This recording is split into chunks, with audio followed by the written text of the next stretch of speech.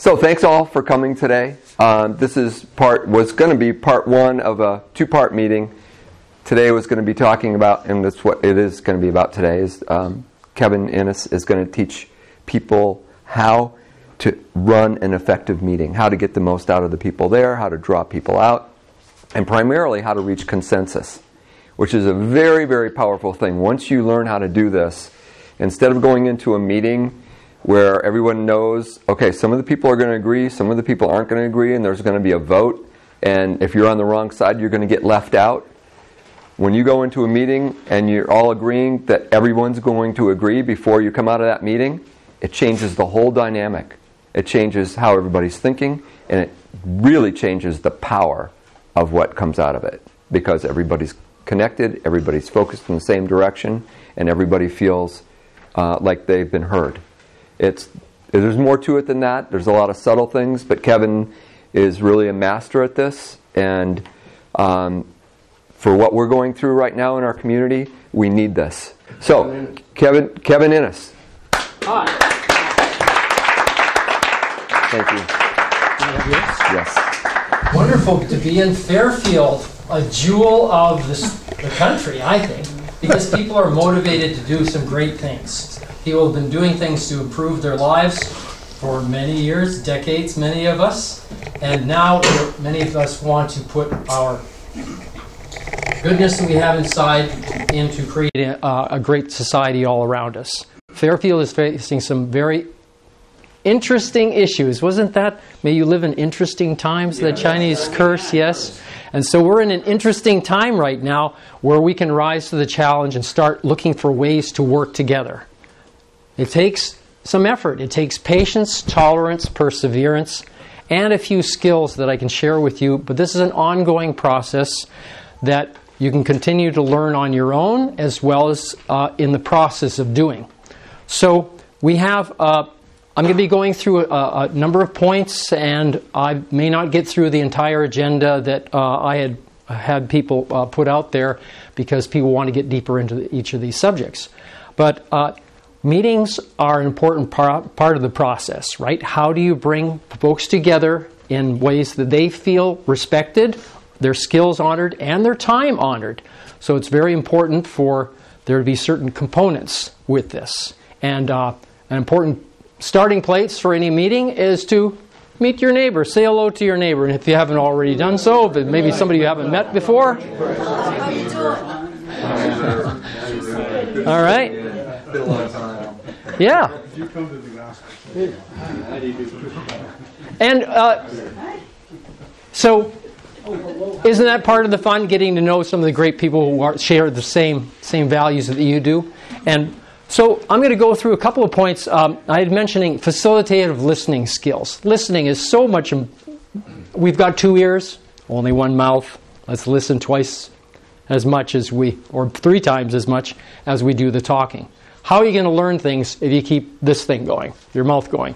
So, respecting diverse communication styles. That seems to be self-evident, but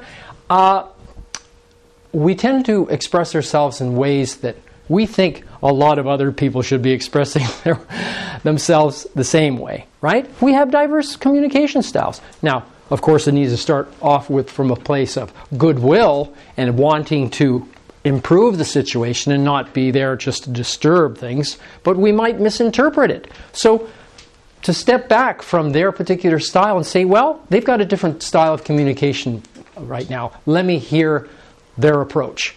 Alex Jones, anybody know him? I did not like that guy's style at all, but he has great information. And so I tolerated his style, kind of evangelistical, and I've got some great inspiration from some of the things that he talked about. Paraphrasing. Who could tell me what paraphrasing is? I think some of you have done this. Nonviolent communication. What would paraphrasing be?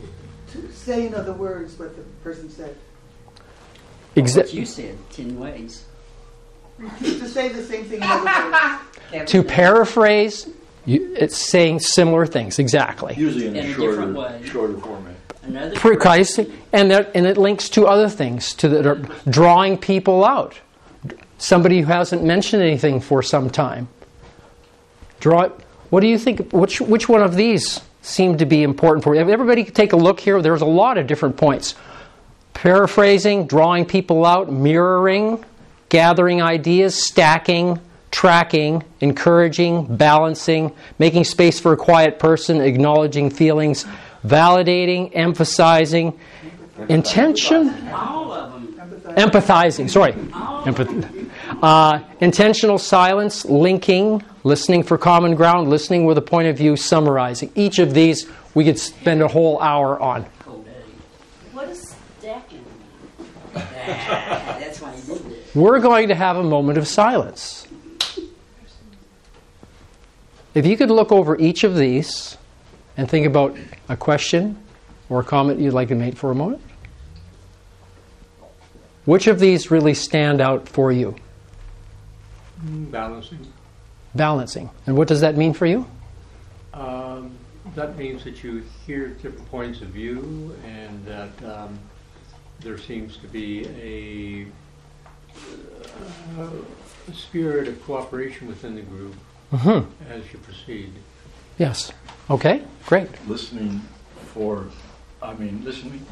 common ground.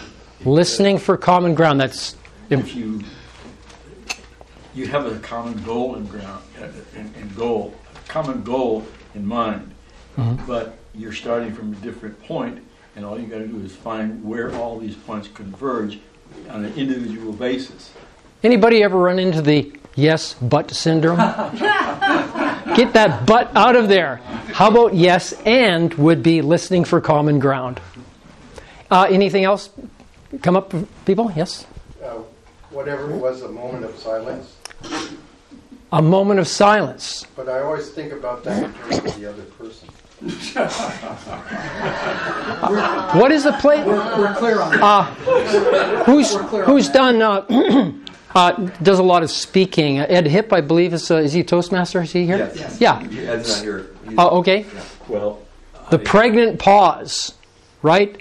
To reinforce what has just been said, give a chance for people to think about it, and the next thing said would be emphasized. Another point, Beth? You? Validating seems to me at the bottom opening. When you open the door, you should say you're valuable. What you say is valuable. How you say it is your way of saying it.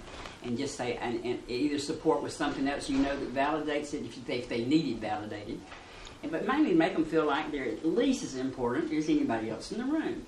Because we so often think, well, we got the 3 hot shots here. We got the 3 that never open their mouth.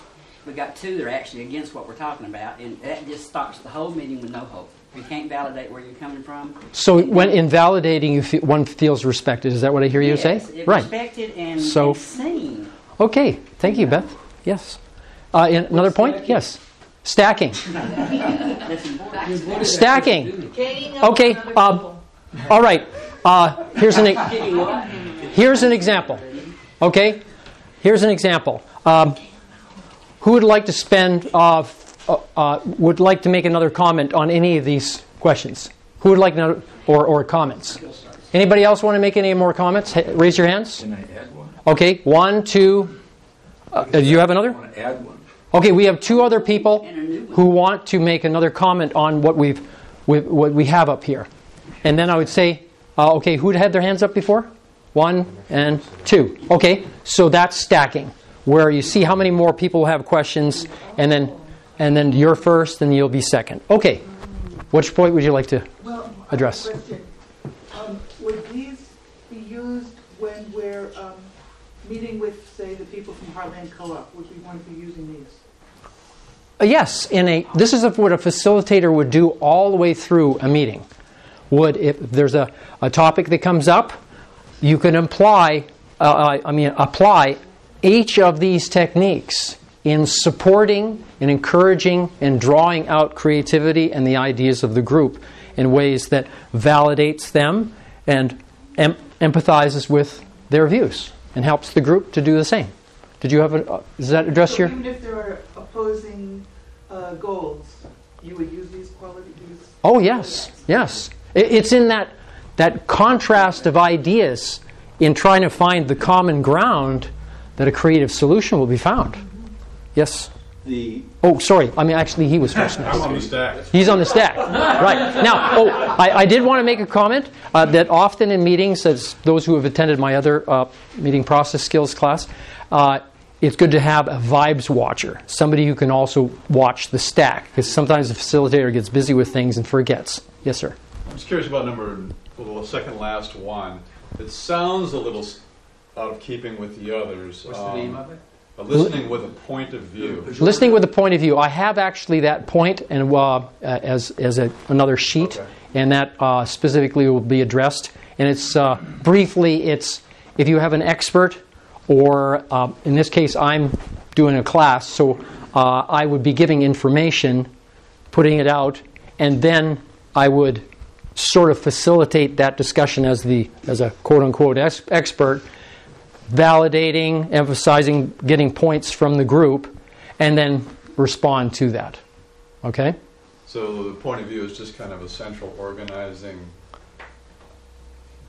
It's like a mini discussion, sort of like a mini discussion that an expert would be conducting, because like asking questions. Like for instance, if an attorney was in here that we invited to talk about a particular subject, he would be listening with his point of view of the legal ramifications. Would take Q&A basically. Yeah. Yes. There's three words that all kind of fit around the same idea: open-minded, closed-minded, and flexible. If a person is open-minded, they're usually flexible. If they're closed-minded, they're not. And if you find somebody that's flexible or closed-minded, then this empathy, gathering ideas, drawing people out, they all come into play when you consider someone, because people come to meetings with closed-mindedness. Well, it's good to then everyone knows before the meetings start what the meeting's about and how the decisions will be made. So those with the closed mind, is my way or the highway, they need to look at whether that's the appropriate meeting for them to be in.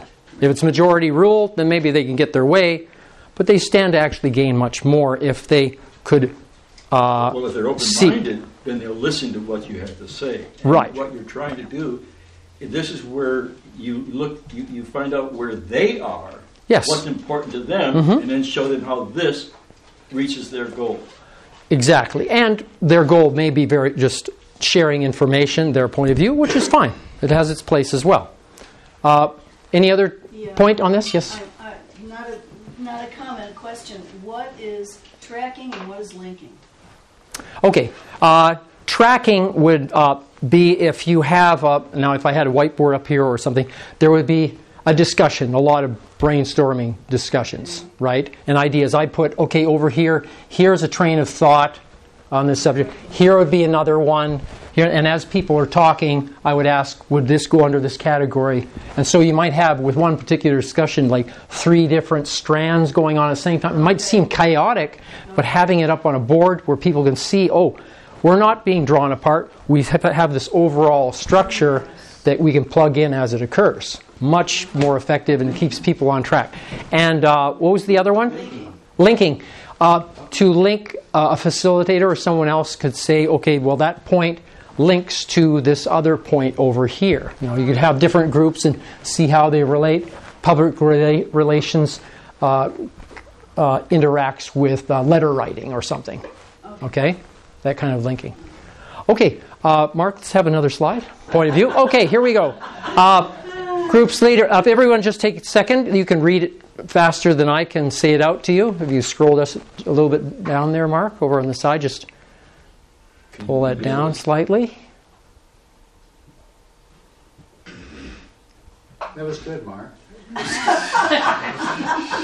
He's very flexible. Again, thank you, Bruce.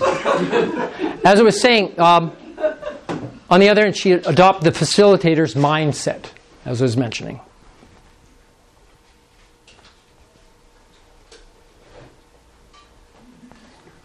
And so, people about done?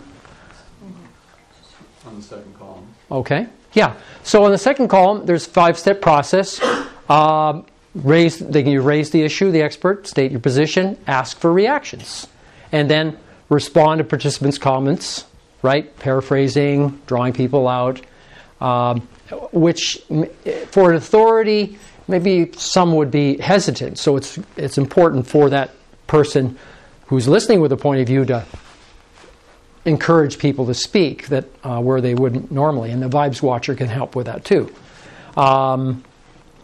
Yeah, and then make statements that reflect your own perspective, answer questions, provide information, and then repeat those steps again. So that's what that would. Next one. So balancing is, take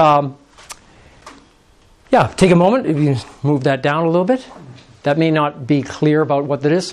What are other ways of looking at this issue? Does everyone agree with this perspective? Somebody might say something and maybe it's a little bit different than everyone else's has. Let's balance this out. Can anyone play devil's advocate for a few minutes? Let's see how many people stand on each side of this issue. Not making a decision, not a vote, okay? And there's different ways of doing that too. Called range. Who's heard of range voting? Range voting? No? Okay, a couple of you? Okay. Range voting is, say, we have a lot of very nice restaurants in town, okay? And we want to make a decision which place we're all going to go. I mean, we're all going to eat anyways, right? But we could have a list of 5 restaurants. And each person, say 5 restaurants, we've got 5 stars, right? Each of us can use our stars all 5 on one because you really want that one. Or maybe 3 on one, 1 on one, and 1 on another one. So you can weight the voting so that you get more of a true representation of how strongly people feel about a certain restaurant they go to. Okay? And so then you add up all the stars, and whichever one's got the most is the one that the restaurant you go to. So that would be another way to get opinions from the whole group. Okay? That's pretty straightforward? Okay, drawing people out. This is very good. Here's examples. Can you say more about that? By the way, who has facilitated meetings before? As purely a facilitator. Okay? Really important to be patient, to be clear, and to encourage people to say more about the topic at times. Maybe they just have a small amount of information. Again, what's coming up for you now? Can you give me an example? How is that working for you? What does this bring up for you? What matters to you about that? Tell me more, especially for shy people or those that are not used to speaking in front of a group. Okay? All right. Another slide. Okay. 10 common tactics for mishandling a lengthy list. Okay? So you've done some brainwashing. Okay, brainstorming. Brainstorming. Okay? You have the common way to do it. You start talking and people are like rushing to make a decision. Okay, well, that's enough discussion. Let's make a decision on this, right? And not everybody's in support, and it's majority rule. Well, how about having more diversity, more crazy ideas, more things that people can come up with? Let's draw it out a little bit more. Well, you've got a whole list of different things that we can do the next while to support community. Too big of a list. So, mishandling, okay, roll up a flip chart, put them on your desk. End of that, right? Let's take a break, and then they never come back. Let's categorize these quickly and then move on. And then 2 hours later, who's heard that one? Me. Oh, yeah. Oh, you publish the list in the next newsletter to show everyone that your group is making progress. But you don't do anything with it. Vaguely recall a similar list that was generated meeting last year, then postpone further consideration of the list until the old one could be found. After all, we don't want to do the same work all over again. Right? Have someone go away and sort the list, then at the next meeting forget to put that person on the agenda. Give the flip charts up to my administrative assistant. Yeah. Right? Yeah. Assume that every item is now taken care of. Later explain bitterly about the problem that still exists. I thought we decided on, whatever. Yeah. Try to shorten the list by combining items, then argue over the meaning of each item. Congratulate yourself on a very productive meeting. Right? Okay, what's the next one is a different way of doing this. It's good to have a sheet of paper, and part of the the process is to have a note taker, someone who would write it on, or the facilitator can do that, as well as someone who is a secretary and types it up and gives the information of the decisions, who is there, what you decided, when the next meeting is, and get, as we are doing now, passing around a list for their email addresses. Is that going around? Yes. And so that we can follow up next time, right? And until the next meeting, have previously, and ones that people can add to that agenda list. So injunctions against thinking in public. Look at some of these. Which one pops out for you that really, haven't we already been around that block? Right? Don't confuse me with the facts. Where'd that come from? Right. Getting pretty intellectual here, aren't we? Hurry up, we're running out of time. You're not being clear. Enough joking around. Let's get back to business. This really stymies any kind of creative ideas too early. I was at a meeting recently with some very intellectual folks, and I know I bring a suggestion, and they, yeah, but we can't do that, you know. And then what about just so? This is not the time for pragmatism. This is the time just to get ideas bubbling up, and a crazy idea, somebody else might get a good idea that kind of branches off from that crazy one. All right, next.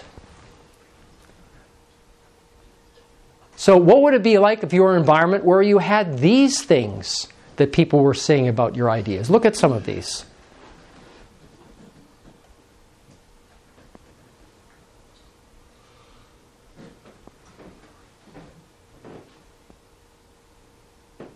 You're good at all these. Especially that I know this might be too difficult. Before we change the subject, let's make sure everyone gets a chance to speak. Right? Yes? Is there like some time limit of everybody so everyone gets equal time to speak? Because sometimes at group meetings it seems like one person will talk 20 minutes and then there's no time for any of the other people to give their ideas, their creative ideas. Great idea. Everybody break up in groups of 3 around where you are and talk about which of these would hit home mostly for you. Take 3 minutes to do that. Okay? Yes, right now. Everybody have groups of 3. When you're expressing yourself to the group, which of these statements then would have hit home for you? Did you find out in your group? What was it back there? Say it. If somebody says something that's completely off the wall, you could say something like, that's a very interesting viewpoint. I never would have thought of that. They're creative. Okay, that's patient. Yeah, good. It all depends on what your definition of is. Yes? There's 2 that kind of go together. Hold on, I think she has a point here. What would be an example of that? Okay, good. If I gave an opinion and someone said, "What's your opinion?" after I said it, I would feel a little strange. What would be supportive? Then what would be supportive of what we are? Well, most of them are supportive. Okay. Okay. I know this might be difficult for you. It sounds like they're saying you're stupid. Yeah. It depends on the tone, and then we'll get into that in a second. Yes. Yeah, that was the only one that I objected to.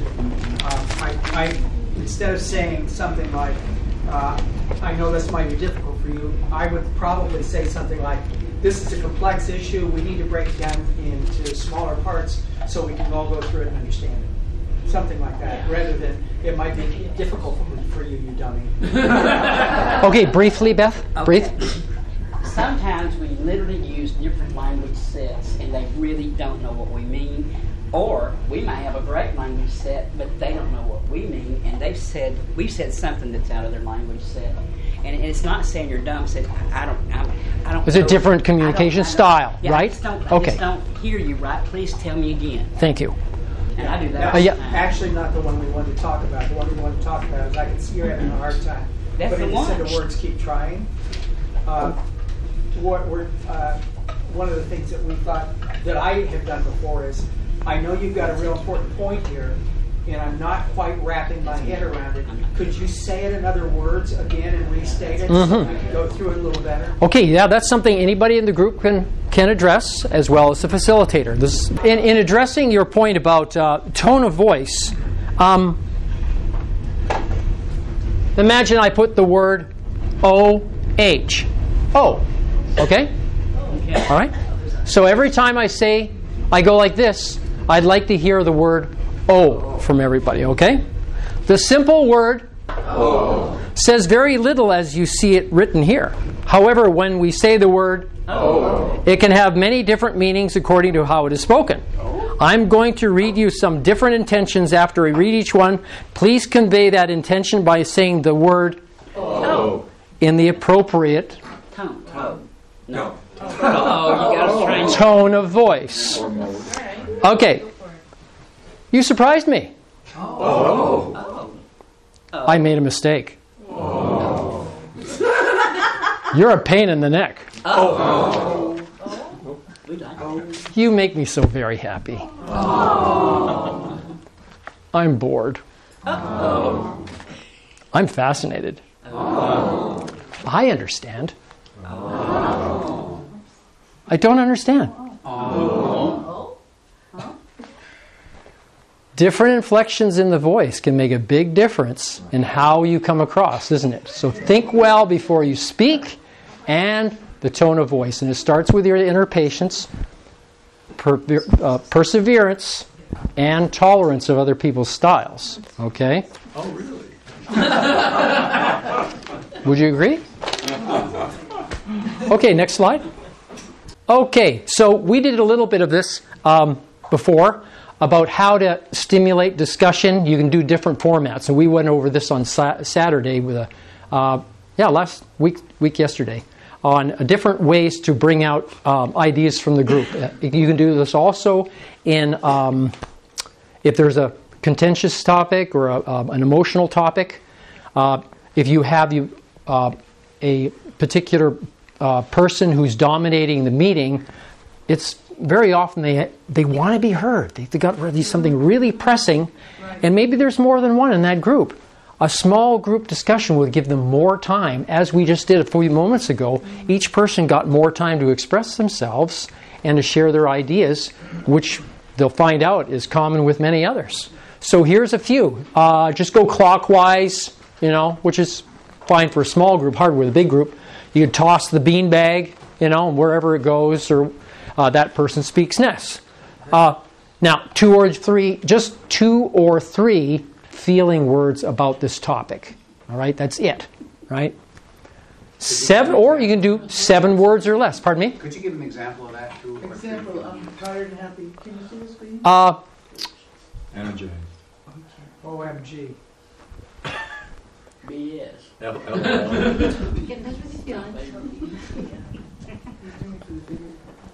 Corporations are starting to dominate, are making attempts to dominate this community. 2 or 3 feeling words about that.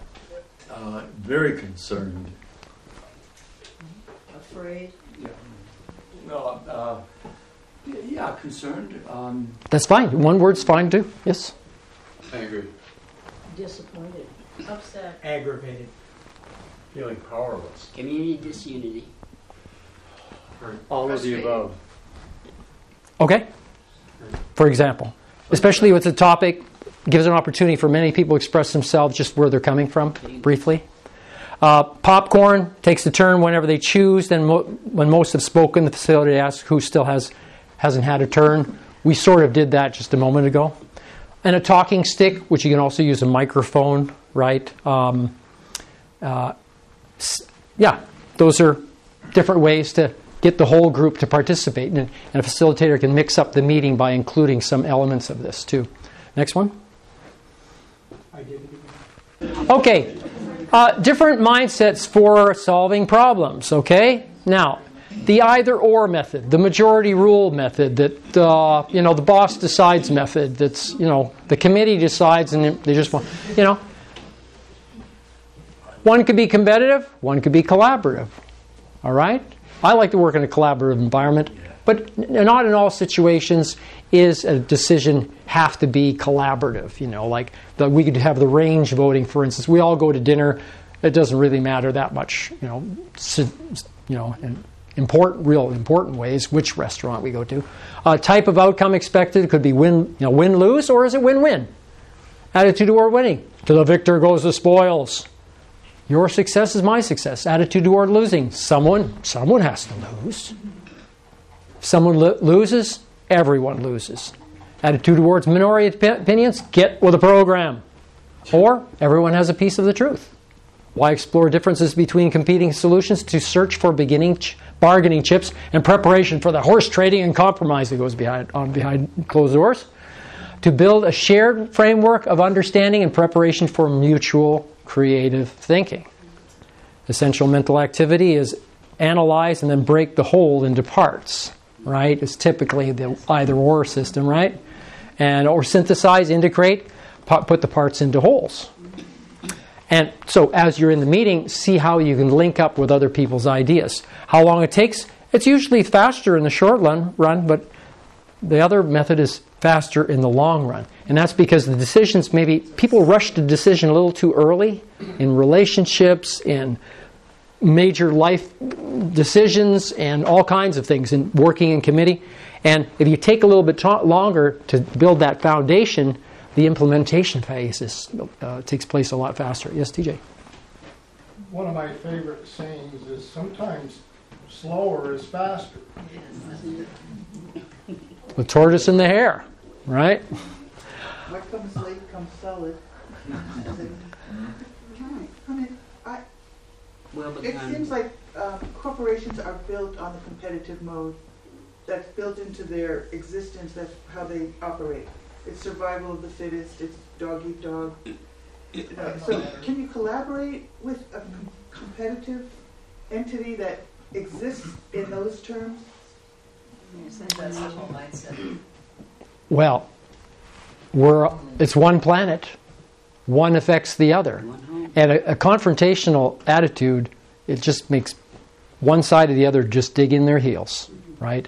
And so thinking in terms of the other interests is what corporations also do in trying to, of course, further their agenda. But they have to think, or at least give that impression they're trying to think in terms of the other's interests in order to do it. At least. They're not trying to give that impression. No, they're not even trying to give the impression at this point. They don't care. They're not. Well, okay, but that's a whole discussion in itself. So how to deal with that? And the problem, we're talking about what can we do. We're creating a society that we invite others into. This is our community. Corporation, you're coming into our community. This is how it works. And you're going to find out very soon how it's going to work if you don't play ball with us. This is our play field. Okay, so when to use it? This win-lose, when expedience is more important than durability, either-or thinking will usually produce satisfactory results, right? That's the main priority, is, speed. They're not concerned about longevity, right? The best corporations are those that have been flexible and have adjusted the situation to get into more markets. And then they screw them. When all parties have the power to block any decision and the issue is for high stakes, both and thinking is usually the only hope for resolution, isn't it? Right?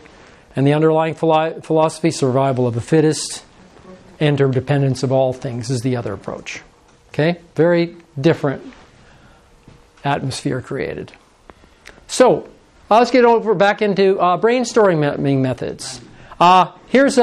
This is kind of neat too. Seat members around a table, have someone state the problem to be solved, ask each person to silently write down 4 ideas for solving a problem on one sheet of paper. It's good to give scope in a meeting for folks with different type of learning and processing styles. I don't know about you, but very often I'll go to a lecture, I'll be writing the whole time and never read what I've written, but the process of writing helped me to remember it, And others, I knew this one guy, he was phenomenal. Never studied, didn't do any homework, but he memorized and remembered everything that he heard at school. So explain to the group that as soon as everyone's listed 4 ideas, you can exchange that page with somebody else, who then adds to it 1 or 2 more ideas. Then trade this page for another, and repeat this for a while, and compare notes and discuss. Wow. Yeah, it's amazing. It's another way of doing it. What they didn't write down is, please write legibly. print block letters or something. Or formulate a statement of the group. Have everyone silently write their questions and for solutions. This is sort of like saying, ask someone to read his or her ideas to the group, which will lend itself well in like small groups or groups of 8, 10 or like that. And then you just repeat this process. I think there's another brainstorming one next. Everyone has had a turn. Have the group select the most promising ideas for further analysis. And there you can use range voting as well. What's next one, Mark, please? Oh, role storming. This is going to be fun. Everyone selects a character and who's not in the room, pose the question, and review the ground rules for brainstorming, and then instruct the members to participate in the brainstorming from the perspective of their imaginary character. All right? While the other half contributes from their own real-life experiences. After a few minutes, the former role players now leave their roles and other people take their place. There's a number of other ones, this will come out in the handout. What does debrief mean? At the bottom, debrief. Come out of your character. Well, to how was that process? How did that go? Did you like that? That kind of. We're talking about the facilitator now. Debrief would debrief the group and say yes, Amia. What is the role of whatever that name was called? Role storming. Be Donald Duck, and my perspective is Donald Duck. What is the point of that? No, you express yourself from the from. It breaks up the discussion. Like what he You're thought about Reagan, it. you're Donald Duck. What his idea on the issue was. Well, that's a good idea too. I just thought that was kind of. Hey, what would Donald? Saying it in a character's name. Napoleon. Because it would make it more easy. How do we come up with creative solutions? We do something a little oddball every once in a while, right? Yeah. And then what's the Roadrunner's perspective? Well, isn't it constructive? Let's say, okay, about the Heartland thing, to one of us take the role of one of the executives and say, look, this is a perfect place to place this. This is right at the intersection of a major railroad and a major freeway, and it's right in the center of a 6-county area that's not covered yet. No brainer. What's the take the role of the truck drivers that bring the stuff in here, or from this person or that person? The people who are working at the grain elevator. How would they like it being in this community where everybody's kind of a little hostile to what they're doing? Different types of role storming. Okay, to look at it from different perspectives. Yeah. Okay. I'm going to add with respect to the role storming, if they've proven that when a person learns a different language, they begin to think in a different way, because the words of a different language convey ideas that the other language doesn't have. So it's a good different perspective. Yeah. Yeah. Mm-hmm. Yeah. Okay. Next part. Oh, did you want to go over that? Okay. Yeah. Generate a list of situations or conditions that are analogous, similar to the problem at hand. For example, support a group's goal is to increase its funding. Members could list all types of growth: plant growth, growth of a city, and then pick one of those analogs or analogies, you could say. Describe it in detail, and sometimes looking at it. Okay, well, how would our Fairfield grow if this was a plant? What would it need? What would it enjoy? What would be supportive of that? And using that analogy, think about where the different components of activities would fit in with that. How would we nurture that plant called Fairfield? Now encourage a group to consider each analogy in light of the original problem. Okay? What's that? Weeds. If it's a plant, if Fairfield is a plant and weeds are encroaching. Yeah. That's a good comparison. Yeah, and and weeds. Toxic weeds. And weeds are plants that we haven't found a good use for, right? Yeah. Okay. Now, this is a very.